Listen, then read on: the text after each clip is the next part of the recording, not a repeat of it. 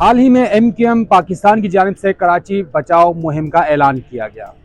ऐसी क्या ज़रूरत पेश आई कि MQM पाकिस्तान कराची बचाओ जैसे मुहिम के ऐलानात कर रही है और ऐसे ऐलानात का सहारा ले रही है।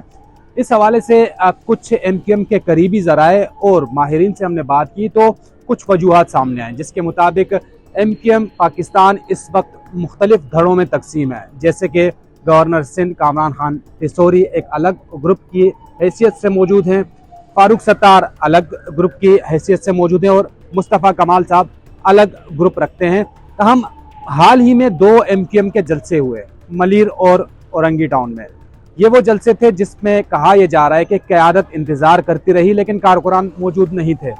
तो इस हवाले से माहिरीन ये बता रहे हैं कि असल में जो अफरादी क़ुव्वत है, जो मेन पावर है, वो अनीस कायम खानी कंट्रोल कर रहे हैं। अनीस कायम खानी इस वक्त मुस्तफ़ा कमाल के साथ मौजूद हैं, लिहाजा ये वजह है कि उन जलसों में कोई खातिर ख्वाह नंबर्स MQM पेश नहीं कर सकी। साथ ही अगर बात की जाए, हाल ही में मुस्तफ़ा कमाल की जानिब से एक प्रेस कॉन्फ्रेंस की गई जिसमें कायद MQM अल्ताफ़ हुसैन को बहुत ही बुरा भरा कहा गया।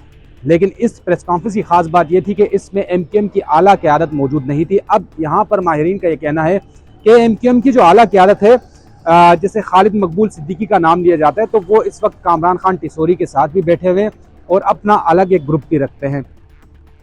नाम मुस्तफ़ा कमाल PSP की जो उनकी शिनाख्त है वो ही बरकरार रखे हुए हैं।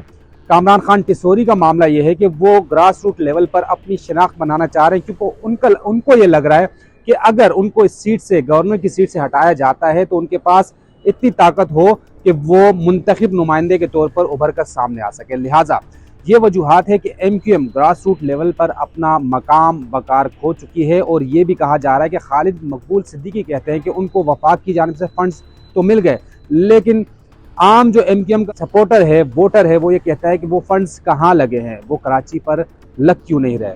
तो इनसे अवाम मुतनफ़िर हैं। इसकी झलक हमने नीपा चौरंगी में जो हादसा हुआ, बच्चे का जब नाले में बह गया था, उस वक्त हमने देखा कि फारूक सत्तार को गाड़ी से ही उतरने नहीं दिया। लिहाजा यही वजूहात हैं कि MQM मुख्तलिफ नारों का सहारा लेकर दोबारा MQM को ज़िंदा तो करना चाह रही, लेकिन अपने अंदर के इख्तिलाफ़ात उसको ख़त्म करना शायद मुश्किल पड़ रहा है।